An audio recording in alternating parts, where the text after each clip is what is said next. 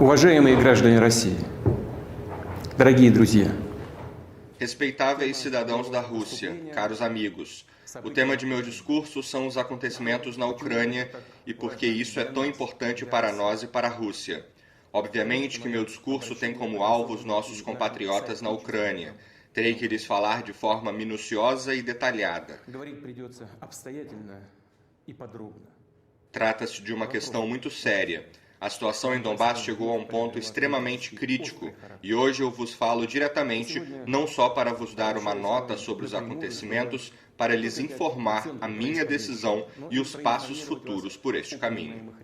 О возможных дальнейших шагах на этом направлении. Quero mais uma vez ressaltar que a Ucrânia, para nós, não é só um país vizinho.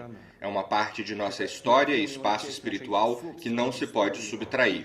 São nossos companheiros próximos, entre os quais não há somente colegas, amigos e ex-companheiros de serviço militar, mas parentes, pessoas com laços de sangue e de família conosco. Люди, связанные с нами кровными семейными узами. Há muito tempo, os habitantes das antigas terras russas do sudoeste se chamavam de russos e ortodoxos. Foi assim até o século XVII, quando parte de tais territórios se uniram ao Estado russo e também depois. С российским государством и после. Parece que, a princípio, sabemos disso tudo, de que o assunto é sobre fatos de conhecimento geral. Com isso, para o entendimento sobre aquilo que ocorre hoje e para a explicação dos motivos das ações da Rússia e os objetivos que nós estabelecemos, é necessário falar algumas palavras sobre a história das questões. Сказать об истории вопроса. Começarei pelo fato de que a Ucrânia contemporânea foi em sua totalidade formada pela Rússia, mais precisamente pela Rússia comunista. Esse processo se iniciou praticamente logo após a Revolução de 1917. Além do mais, Lenin e seus camaradas fizeram isso de uma forma muito rude em relação à própria Rússia, ou seja, arrancando parte de seus próprios territórios históricos. Obviamente, ninguém perguntou nada aos milhões de moradores que viviam lá. Posteriormente, na véspera e depois da Grande Guerra pela Pátria, Stalin incorporou a União Soviética e repassou à Ucrânia alguns territórios antes pertencentes à Polônia, Romênia e Hungria.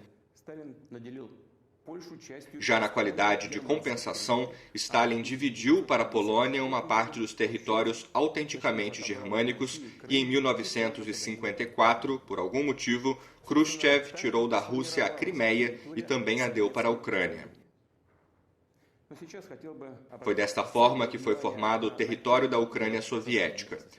Agora eu gostaria de dedicar atenção ao período da formação da União Soviética. Acredito que isso é muito importante para nós. Teremos que ir longe. Relembro-vos que após o golpe da Revolução de outubro de 1917 e a consequente Guerra Civil, os bolcheviques iniciaram a construção de um novo Estado. E entre eles surgiram desentendimentos assíduos. Stalin, que em 1922 conciliou os cargos de secretário-geral do Comitê Central do Partido Comunista da União Soviética e comissário do povo para questões de nacionalidade, propôs a construção dos princípios da autonomização, ou seja, deu às repúblicas da União Administrativa Territorial futura grande empoderamento ao entrarem para o Estado Unido. Lenin criticou tal plano e propôs dar concessões aos nacionalistas, os quais ele chamava de independentista. Exatamente tais ideais de Lenin de um Estado confederado e o slogan de dirigir as nações por governos próprios, que ia até sua separação, foram postos como a base do Estado soviético.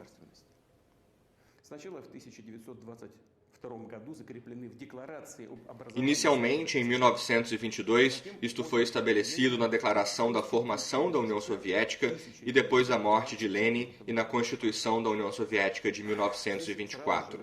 Só aqui surgem diversas questões. A primeira delas é a principal. Por que tiveram que satisfazer por arbitrariedade quaisquer e em ascensão sem limites as ambições nacionalistas nos arredores de um ex-império? dar a unidades administrativas reformuladas e frequentemente feitas de forma aleatória uniões republicanas, territórios enormes que frequentemente não tinham com tais uniões nenhuma ligação. Repito, repassar junto com os habitantes da Rússia histórica. Além disso, de fato, deram a tais unidades administrativas o status e a forma de formações de Estado-nação.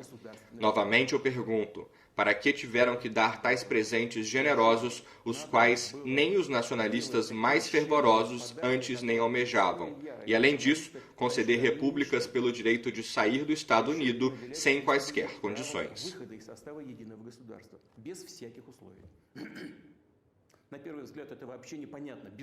À primeira vista, isso é uma loucura, mas só à primeira vista, porque há uma explicação. Depois da Revolução, a principal tarefa dos bolcheviques era se manter no poder a qualquer custo.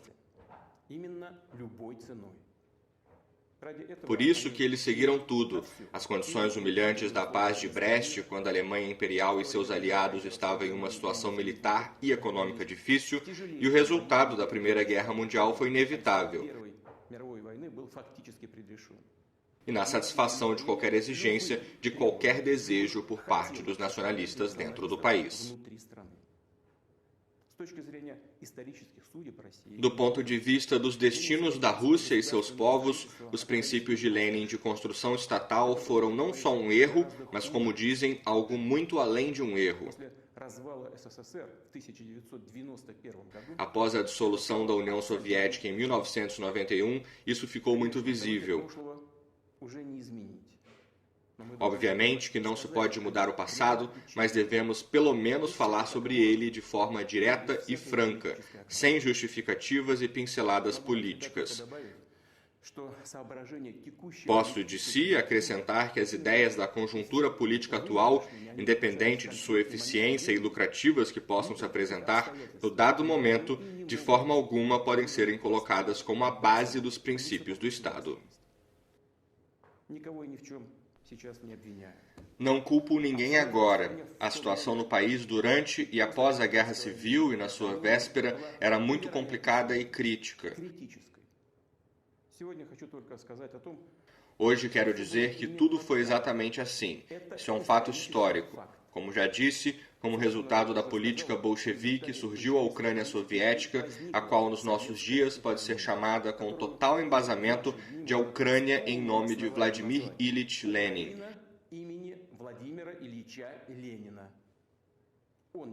Ele foi seu autor e arquiteto.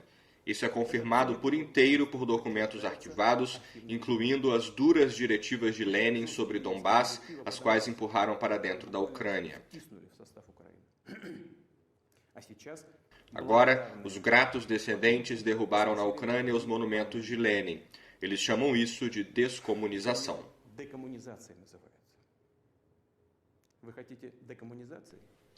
Vocês querem a descomunização? Bom, isso nos agrada, mas não se pode percorrer só metade do caminho. Estamos prontos para mostrar para vocês o que significa para a Ucrânia a verdadeira descomunização. Voltando à história da questão, repito, em 1922, no espaço do ex-Império Russo, foi criada a União Soviética.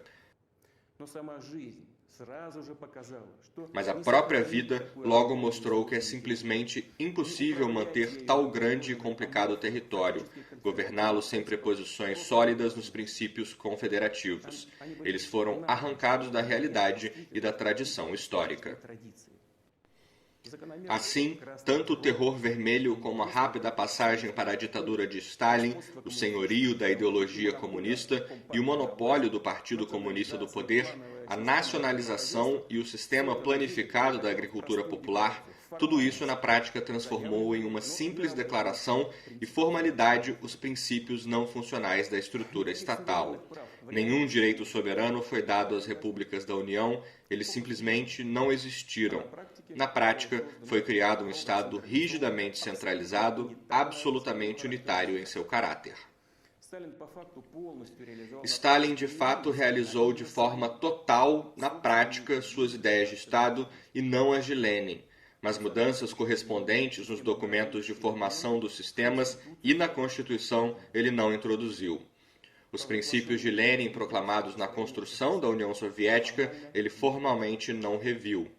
Sim, a julgar por tudo, não houve a necessidade nas condições de um regime totalitário e tudo funcionava.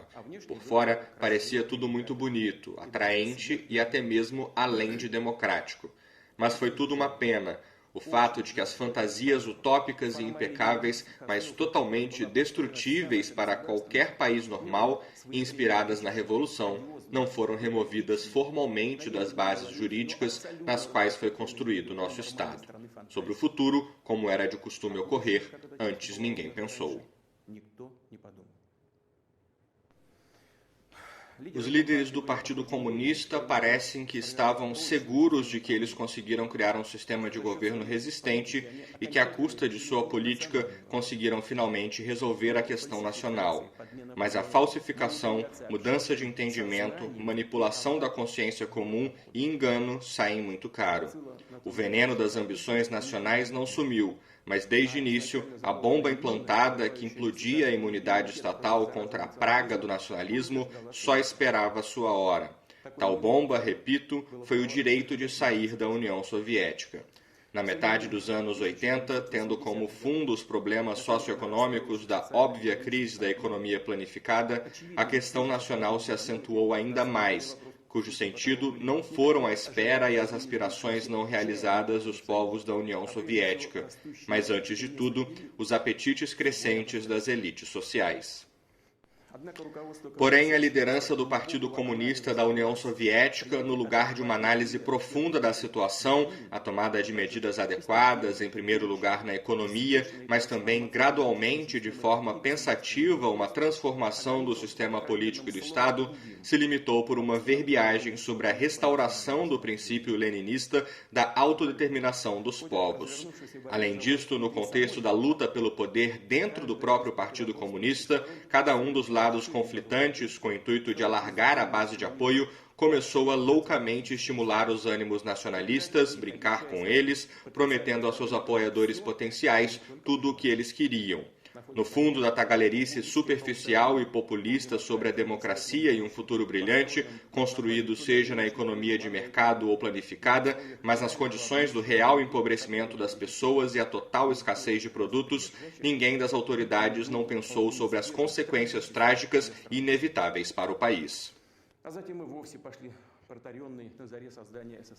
Depois simplesmente seguiram o antigo caminho do início da criação da União Soviética de satisfação das ambições das elites nacionalistas cultivadas nas próprias fileiras partidárias, esquecendo assim que nas mãos do Partido Comunista não há mais, graças a Deus, tais instrumentos de manutenção do poder e do próprio país, como o terror estatal e a ditadura do estilo stalinista. E até o infame papel de dirigente do partido, assim como uma neblina na manhã, some sem rastro bem visível aos seus olhos.